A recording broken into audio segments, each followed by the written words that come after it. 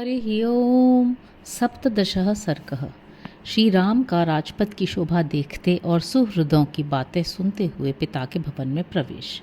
स रामो रथमास्थाय संप्रहृष्ट सुरचनः पताकाध्वज संपन्नं महार्हा गुरुधूपितम् अपश्यन्नगरं श्रीमान् नानाजनसमन्वितं सगृहैर्प्रसङ्काशैः पाण्डुरैरूपशोभितं राजमार्गं ययौ रामो मध्ये नागुरुधूपितम्।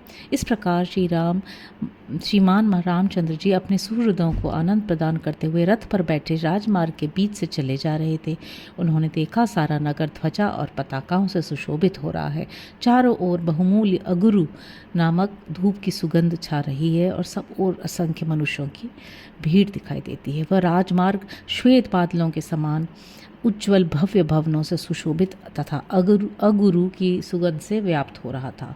चंदनानां च मुख्यानां गुरूणां च संचयैः उत्तमानां च गन्धानां क्षौमकौशाम्बरस्य च अविद्धाभिश्च मुक्ताभिरुत्तमैः स्फाटिकैरपि शोभमानं संबाधं तं राजपथमुत्तमं संवृतं विविधैः पुष्पैर्भक्ष्यैरुच्चावचैरपि ददर्श तं राजपथं दिवि देवपतिर्यथा दध्यक्षत विर्लाजैर्धूपैर्गुरुचन्दनैः नानामाल्योपगन्धैश्च सदाभ्यर्चित चत्वरम। अच्छी श्रेणी की चंदनों, अगरू रामक धूपों, उत्तम गंध द्रव्यों, अलसी या सन के आदि के रेशों से बने हुए कपड़ों तथा रेशमी वस्त्रों के ढेर, अनबिंधे मोती और उत्तमोत्तम स्फटिक रत्न उस विस्तृत एवं उत्तम राजमार्ग की शोभा बढ़ा रहे थे। वह नाना प्रकार के पुष्पों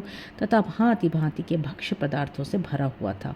उनके चौराहों की दही, अक्षत, हविष्य, लावा, धूप, अगर, चंदन, नाना प्रकार के पुष्पहार और गंध द्रव्यों से सदा पूजा की जाती थी। स्वर्गलोक में बैठे हुए देवराज इंद्र की भांति रथारूढ़ श्री राम ने उस राजमार्ग को देखा।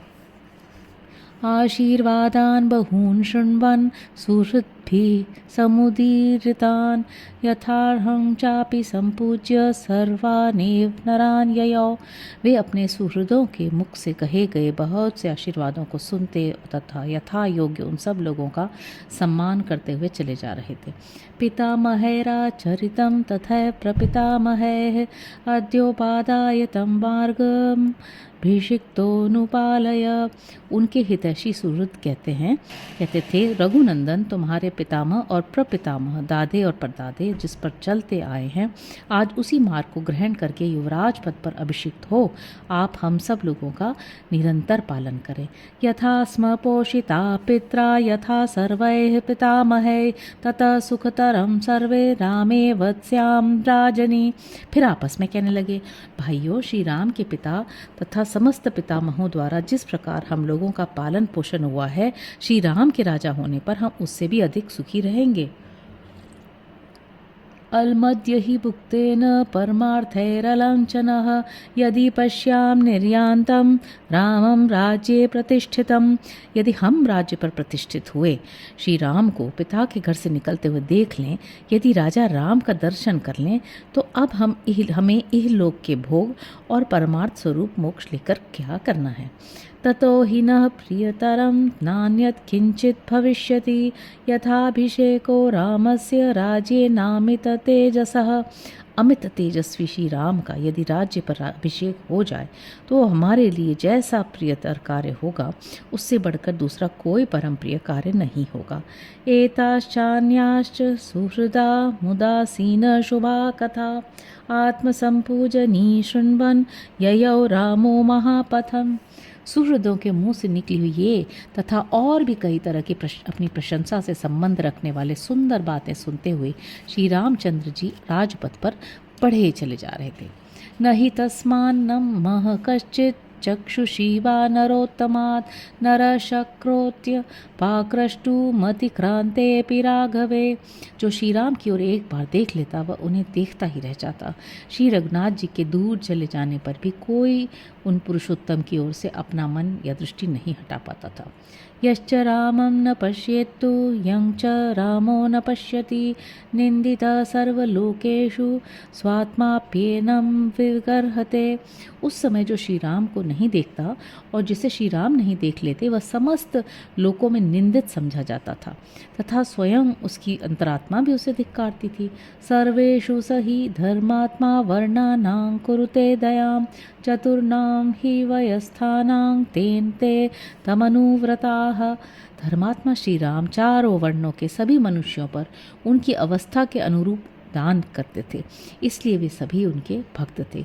चतुष्पथान् देवपथांश्च चैत्यांश्च यत्नानि च प्रदक्षिणं परिहरज्जगाम नृपते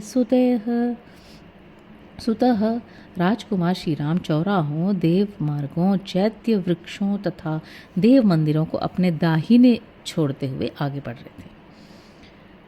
स राजकुलमासाद्य मेघसंघोपमैः शुभैः प्रासादशृङ्गैर्विविधैः कैलासशिखरोपमैः आवारयद्भिर्गगनं विमानैरिव पाण्डुरैः वर्धमान् गृहैश्चापि रत्नजालपरिष्कृतैः तत्पृथिव्यान् वरं महेन्द्रसदनोपमं राजपुत्रपितुर्वेश्म प्रविवेश श्रियाज्वलन।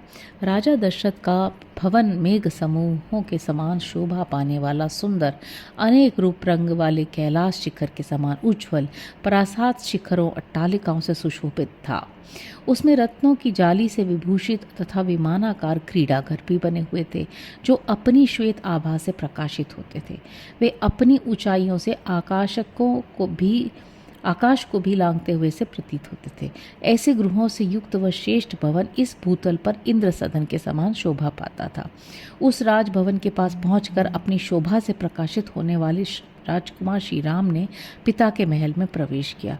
सकक्ष्या धनवीभिर्गुप्तास्तिस्त्रो तिक्रम्य वाजिभिः पदातिर्परे कक्ष्ये द्वे जगाम नरोत्तमः। उन्होंने धनुर्धर वीरों द्वारा सुरक्षित महल की 3 ड्योढ़ियों को तो घोड़े जुते हुए रथ से ही पार कर लिया। फिर 2 ड्योढ़ियों में पुरुषोत्तम राम पैदल ही गए। सर्वाः समतिक्रम्य कक्ष्या दशरथात्मजः सन्निवर्त्य जनम सर्वं शुद्धान्तःपुरमत्यगात्। इस प्रकार सारी ड्योढ़ियों को पार करके दशरथ नंदन श्री राम साथ आए हुए सब लोगों को लौटाकर स्वयं अंतःपुर में गए। तस्मिन् प्रविष्टे पितुरन्तिकं तदा जनः स सर्वो मुदितो नृपात्मजे प्रतीक्षते तस्य पुनः स्म निर्गमं यथोदयं चंद्रमसः सरित्पतिः। जब राजकुमार श्री राम पिता के पास जाने के लिए अंतःपुर में प्रविष्ट हुए तब आनंद मग्न हुए सब लोग बाहर खड़े हुए उनके पुनः निकलने की प्रतीक्षा करने लगे, ठीक उसी तरह जैसे सरिताओं का स्वामी समुद्र चंद्रोदय की प्रतीक्षा करता है। इतिहासे श्रीमद् रामायणे वाल्मीकि आदि काव्ये अयोध्या कांडे 17 सर्गः। इस प्रकार श्री वाल्मीकि निर्मित आर्ष रामायण आदि काव्य के अयोध्या कांड में 17वां सर्ग पूरा हुआ। हरि ओम।